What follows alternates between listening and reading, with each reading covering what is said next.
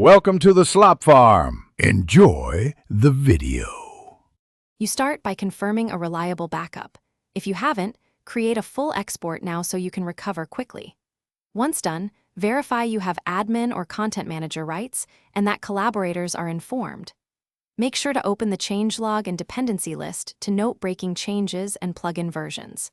Then, disable non-essential integrations temporarily and set a maintenance banner.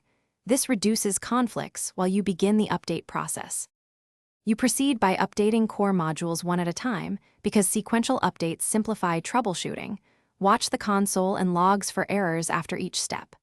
Once modules are updated, run database migrations in staging to validate schema changes and performance. Make sure to compare row counts and indices. After migrations, exercise key content flows. Create, edit, publish, and simulate rollbacks so you can catch logic regressions before touching production. You finish by re-enabling integrations and running smoke tests on your 5 critical pages to confirm user journeys work end-to-end. Once satisfied, monitor logs and performance metrics for 24 to 72 hours.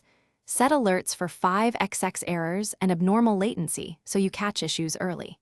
If something breaks, follow the rollback plan, restore the timestamped backup, reapply configuration, and communicate status. One tip: if a plugin causes Thanks for watching. Consider subscribing if we helped you today.